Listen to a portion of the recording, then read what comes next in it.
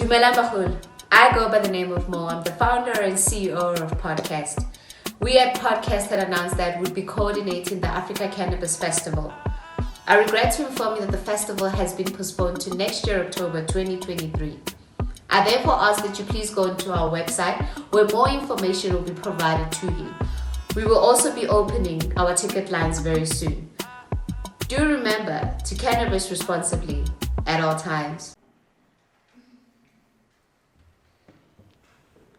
All right. So, Ubon Albaba, thank you for meeting us. Hello, everybody.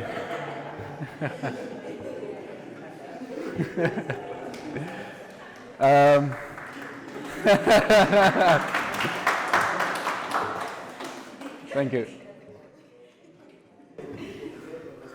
I just want to ask before I start, can the youth leaders just lift their hands quickly, the ones who are taking the information and going to spread it? Who are you? I'm addressing you guys directly. I'm addressing your chiefs and I'm addressing your king. So there's no confusion about what is going to be said now. Mfundo, thank you very much for your biblical analogies. I really appreciated that, especially about the soil. We share a prophecy regarding that. I don't know if you are much aware of it, but cannabis is definitely involved in South Africa more than we are expecting at the moment. So I prepared a very small slideshow for you guys today regarding hemp farming, the cultivation of it, the harvesting of it, the processing of it, how to handle the plant, how to approach the plant, and then at the end of it, how to think and consider the final market application that you want to do with hemp. The plant can do a lot, but let's start with what is hemp. The hemp is a standard name for the subspecies of Cannabis sativa L. Industrial hemp is classified as a plant with less than 3% THC. South Africa's limit is 0.2%. It's a plant with a multitude of uses and potential for generating high value added materials into our product lines. It's cultivated for seeds, its flower, and its biomass materials. It's processed for oils, feeding value, and fibers. Here you can take a look at the value chain of hemp entirely. You can use the entire plant to make polymers. You can use the cell fluid to make, I think that's abrasive chemicals. Use the stalk to make bast fibers. Consumer textiles in industrial applications, ropes, canvas, cords, paper, printing, newsprint, cardboard. The leaves can go for herds and pulp. It can go for extracts as well. That can go for building materials, so you make insulation and even compost from it. The flowers goes for extracts, goes for medicine, recreational uses, terpenes, essential oils, and then the seeds can go for hemp seed oil, seed cake, or for animal feed. Depending on what you decide, the final market application is going to be. How you decide the final market application is going to be is how you are going to determine to process the hemp after harvest. Okay, so bear with me on that one. The hemp derivative products are used in a great number of industry applications, from the flowers all the way to the leaves, the seeds, the stem, and even the roots. You can build this thing into a remarkably wide range of products, so you use the entire plant, there is no waste. The CBD flowers, or the flowers, can be processed for extraction of medicinal phytocannabinoids like CBD and terpenes. Are you guys familiar with CBD? So cannabidiol is a bit of a craze that they brought out when the people launched their campaigns to fight for the plant, to legalize the plant, to free the plant. They used CBD because it's not listed on the Controlled Scheduled Substance List Act. So CBD is completely legal to use, to consume, and so they used the angle of CBD instead of THC to promote the value of the plant. But now it left us with a problem. CBG has completely taken out all of the oxygen in a conversation when it comes to talking about the cannabis plant. There is much, much more to do with this plant than just the CBD, but the oils that you extract from it, you can make it into personal care items, cosmetic products, perfumes, essential oils. You add it to food and beverages, and you increase the nutritional values of all your drinks, and by way of that, the monetary value, if you so choose. The leaves you can use in the production of food and beverages, also the same. Like I said earlier with the value chain there, you can do extractions with this as well. You do organic fertilizers, building materials, fiberboard, fiberglass. The stalks, this is different. The outer layer can be used to make fiber, cloth, rope, lightweight, and even bulletproof body armor. Paper-making pulp, packaging materials, insulators, bioplastics. The lightweight inner parts of the stalks in construction are used to make blocks and hempcrete, as well as in automobiles assembly and furniture production. So the first car in the world made by Henry Ford, the first car he made was a hemp car, completely made out of hemp, and it ran on hemp. Obviously, everybody in the other industries took a big threat to that. Lots of competition from this guy, shut it down, back to metal, back to fossil fuels. The oils and other extracts that you can make from the seed find multiple applications. So the food additives in the manufacture of personal care products is great because they have high nutritional values. They're rich in protein, vitamin E, and omega oils. Hemp seed oil is the only compound in the world, or oil in the world, that has got the correct ratio of omega 3 and 6 fatty acids. Now this is the stuff that the green and fauna flora people are going crazy over. It is the perfect compound structure, which is suitable for the human body, or for a mammal, should I say, and it doesn't come forth anywhere else in the world. It's only this plant, poultries, mammals that have an endocannabinoid system. So there's no synergy with humanity and this plant, it's symbiosis. You are needing this thing in order to survive. It's good for our health, it's good for our immune systems, it should never have been out of our lives. So, as I said earlier, when you decide on your final market application for processing, that's when you can decide on how you want to process to begin with. So if you want to make hemp and cheese, then you're going to end up with hemp hearts, which is also going to give you a byproduct from the dialing, the hemp hulls. From this you can make flour, and you can bake bread with that, and other stuff, bread, cake, muffins, everything. If you want to get oil out of it, then you will cold press it, and you get the hemp seed oil, and you get the hemp cake meal. This is incredibly good for any type of agri-feed, but can also go for human consumption. You can see a bit of, so 30 gram serving of raw hemp seeds is your nutritional recommended daily allowance, the government guides. This is the amount that it contains for everything. So in a 30 gram serving, it nearly has 50% pure fat. But it's not bad fat, it's good fat that you need. The hemp seeds can also be eaten raw, roasted or cooked. They can be shelled and then you can get the hemp hearts. They can be cold pressed to produce the oil, and they can be used even to make non-dairy hemp milk and hemp cheese. Hemp fits into the animal feed market as grain for poultry and protein fiber for mammals. I know in the case of Kenya, it's mainly cattle and chickens. So we'll focus on cattle and chickens. When you look at the ecology circle that life has to offer us, you feed your animals hemp, they become better from it. You eat that animal, you become better from it. Do you understand? Your children born are better with that in their blood. It's good for humanity. So to put it into the agri-feed system for your animals is also a no-brain application. You can give it as is, or you can process it into cake meal, you can make it into blocks, you can crush the seed so that the chickens can digest it easier, or you can give it to them whole. Another interesting thing about seed, hemp seed, we call it a grain because that's an agri term, but hemp is a nut. It's not a seed. It is technically a nut.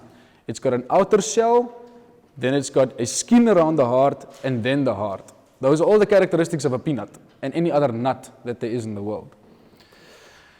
The question is how to implement hemp agronomics and where you want to start. Because all these things you can do with it, but you can only start at one point. You can't start everywhere at once and go into every direction at once. You have to start, R&D, take it step by step, be sure of what you want to do. Hemp has also created a big cash craze and a big hemp dream. I've just got here for you a breakdown of how you process the fiber out of hemp. But this fiber that everybody's talking about now for hemp is not applicable in South Africa right now. You do not have an infrastructure that can support fiber production on a mass industrial scale. You need very expensive machinery to make nice clothing from it. What you can do is though, when you grow hemp for multi-purpose production, like as for seed, when you harvest it, you will still have fibers that you can use. They just won't be soft and supple fibers to make underwear or sockies from or silk clothing from, but they can make canvas, they can make ropes, they can make Johnson's workwear, they can make linen sacks, and so forth and so forth. So, following the South African government decision to legalize hemp for us for import, export, processing, distribution, cultivation, anything that we want to do with it, it obviously attracted significant interest from the population and from everybody. But there is permitted purpose, and you need to follow the protocol that is in line with this plant. Because all cannabis produces THC, and THC can be a social risk and a threat, depending on human behavior. So there is a form of regulation around the plant which contains this illegal substance, as it's so called. Hemp seed delivery systems. This is where you need to focus. Without seed, you cannot plant. Without making more seed that you are planting, you can't plant next year. Seed is important. Without a seed delivery system in your area, your region, your community, your country, you have nothing to plant going forward. Seed delivery systems is the basic for researching and developing any plant species that is being put into mainstream production. Whether you're doing it for commercialization, industrialization, personal care, medicinal care, seed delivery systems would be your main focus here. The hemp industry's development is still in its early stages, and the information related to cultivation conditions, harvesting methodology, and processing equipment are being deeply investigated and researched through current ongoing profit generation operations. That's what we have got going on now.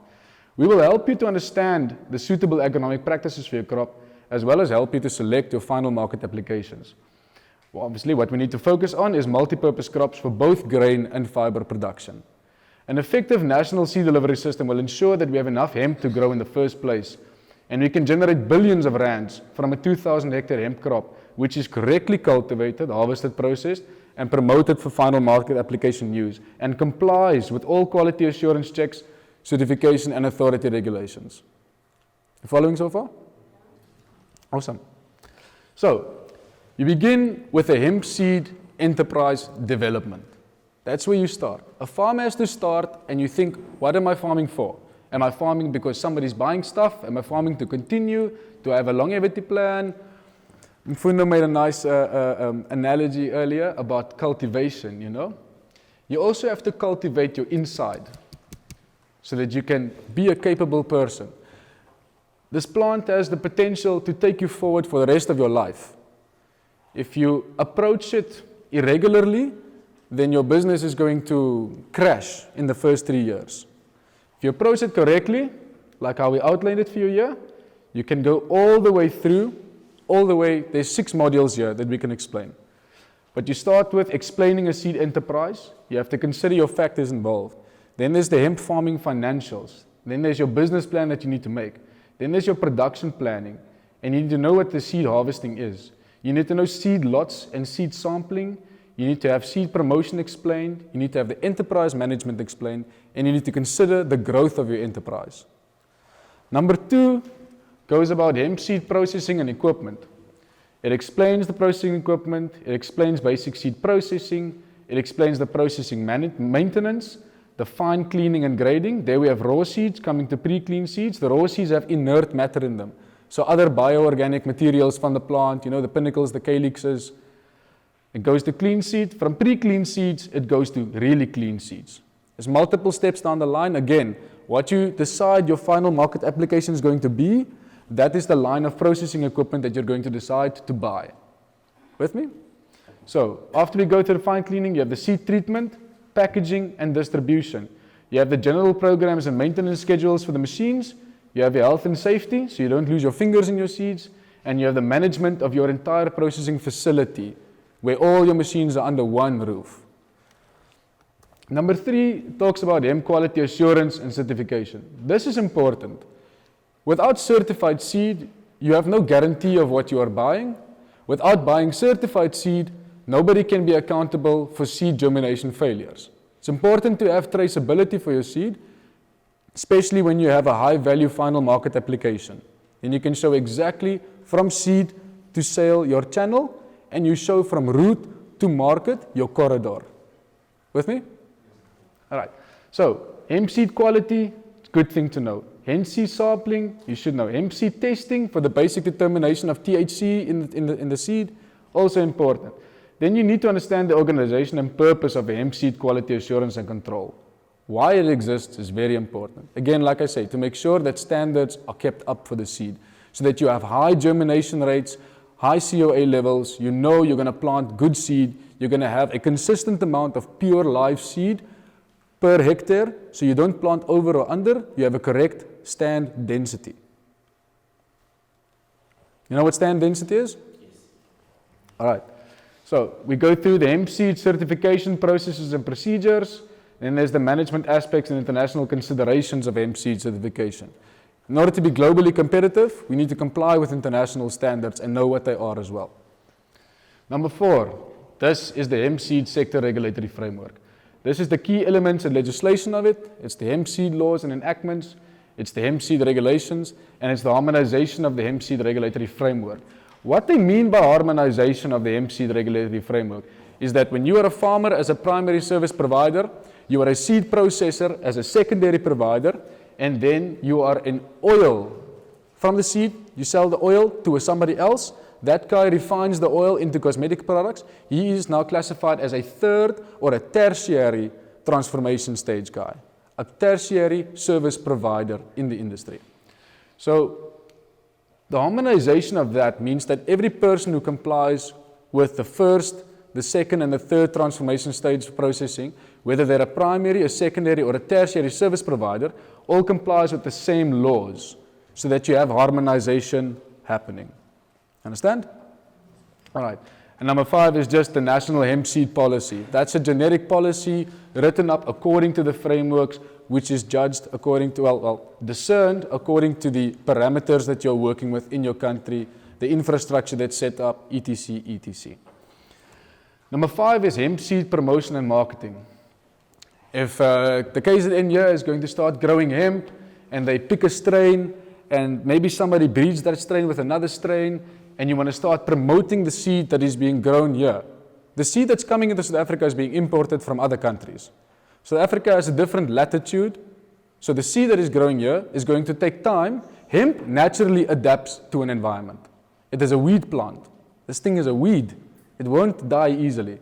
So every year that you plant that same seed, you'll plant monoaceous seed, it'll take time to adapt. The seed that it makes will be about 20% adapted to the environment.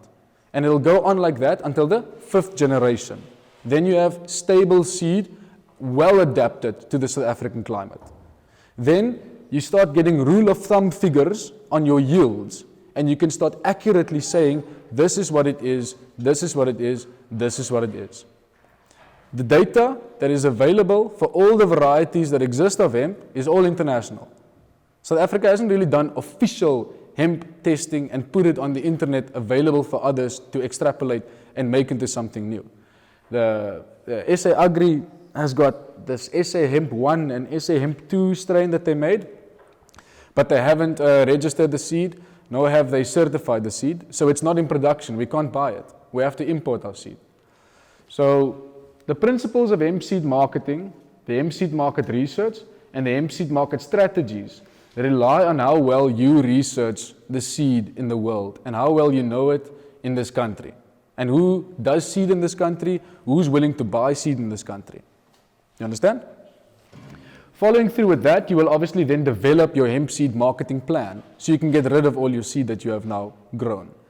Then you'll need to manage the risk of that marketing plan so that you don't oversell or underpromise yourself or your clients or your customers, or even the farmers you are contracting to grow for you.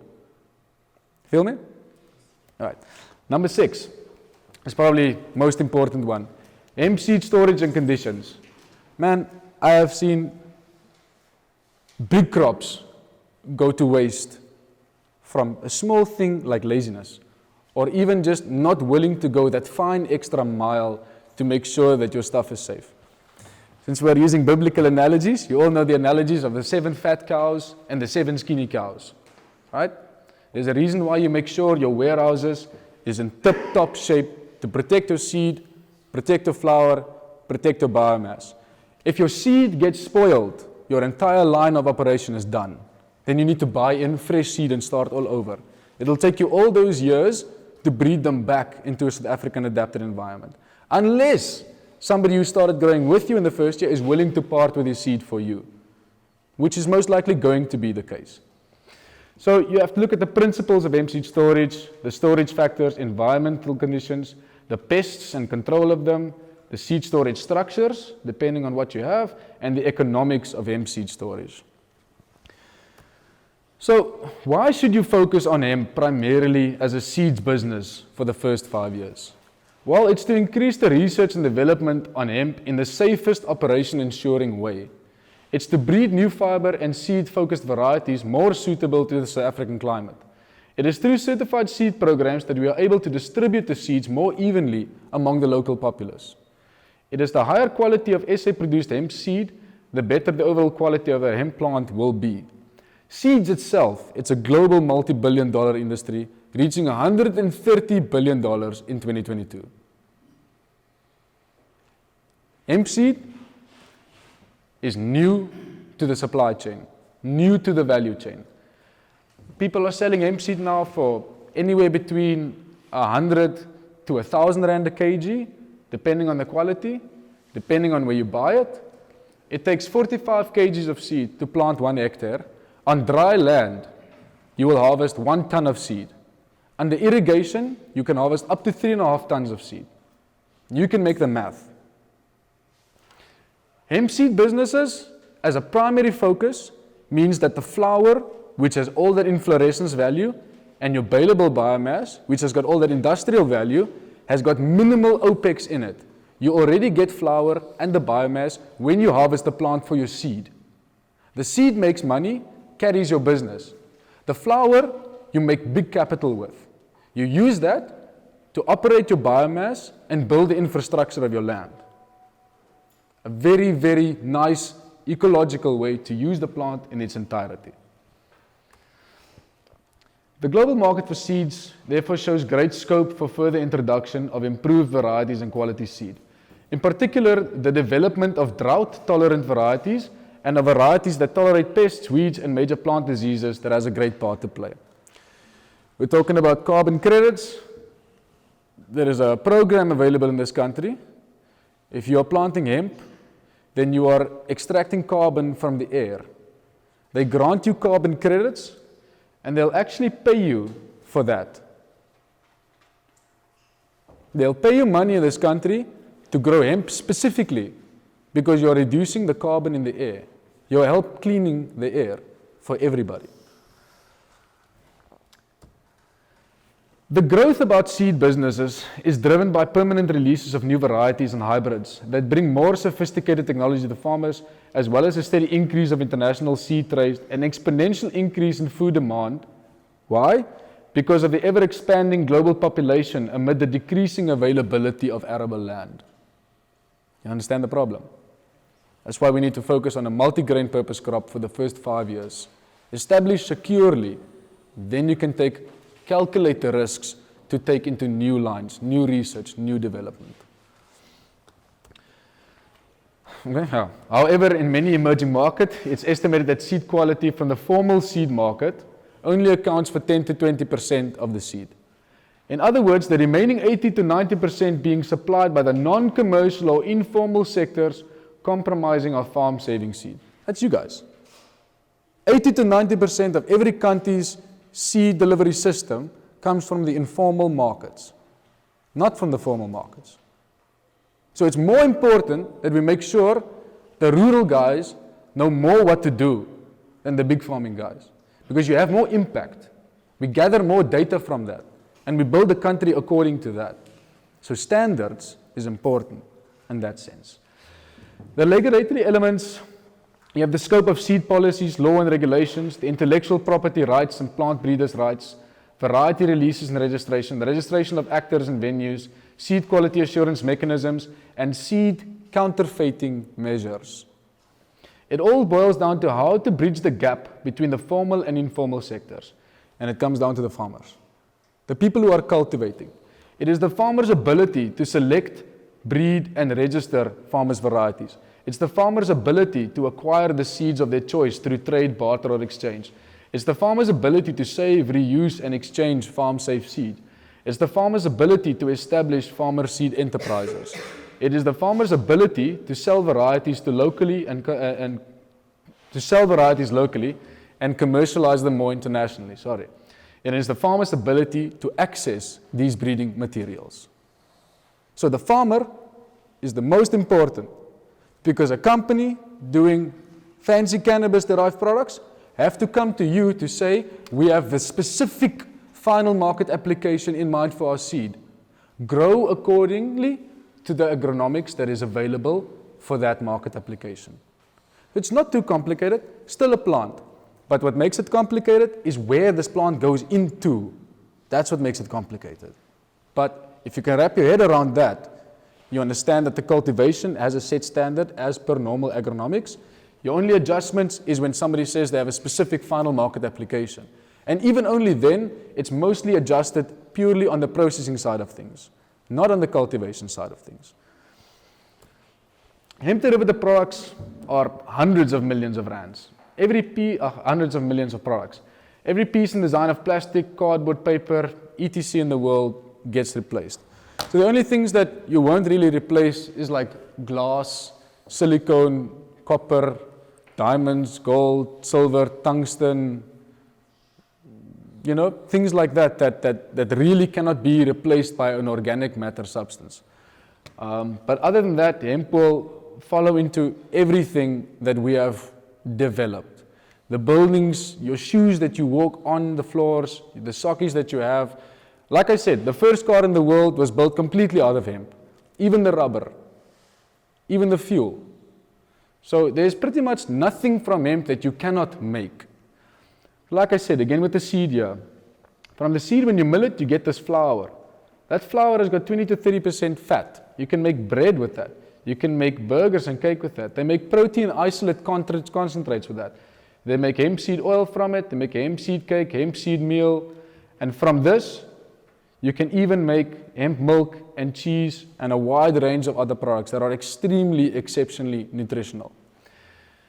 Just to get back to the animal thing quickly. There was no difference in the weight or the growth rate of cattle when they compared it with hemp seed cake and soya bean cake, the other common one that they use. However, what they did find was that the digestive system of the cows and their ruminal, their feces, their stool, was more solid. So in other words, they were digesting the food way better. Whereas when they tested the stool of the soya bean cake, there was a lot of excess nutrition that the cow gave out instead of absorbed. And the reason for that is because the fibers in the hemp itself helps you to digest better. So it's not that it's going to give you bigger, bulkier cattle, more meat, more money, but it will ensure the overall health of your cattle. And you will spend less money on medicine and care for your cattle. You understand? So even in that sense, it taps into saving money, but in a smart way to use the plant correctly. And I'm going to end here by just saying effective seed delivery systems for high-value economic crops can fulfill the diverse final market application needs of South Africa by offering more certified variety selections. I'd like to just end off there. As I said, my key point was here, before you clap, was to just ensure that you guys understand that growing hemp now for seed would be the right approach. Like I said, if we go back to these modules, if you need help, I am here. These modules are 90 to 130 pages each. So they're very, very extensive, but they cover everything from setting up the enterprise, eventually to storing it and selling it. You will have to arrange more workshops in order to explain these fully. But I think I've pretty much covered everything that you need to understand in terms of how to approach it, what the seed can do, how important it is to make sure that you get good seed, that you harvest good seed, and that you resell that same seed. It must be that same seed. You want to keep that variety going. I will repeat it. The seed that we get comes from overseas. So the plants are adapted to those latitudes and longitudes. You have to bring them here, It will take a season for them to start adapting. The seeds are all monoecious, so they're male and female, they're Hermes. They pollinate themselves, so they make grain automatically. The same plant makes the same grain. Hemp can be planted for 1,000 years on full rotation. It doesn't need a rest break. So every time you harvest and plant, you are increasing the adaptability of that plant to this environment. And by doing that, you are stabilizing your own genetics. And by doing that, you're ensuring the longevity of the seeds business going forward. Thank you very much.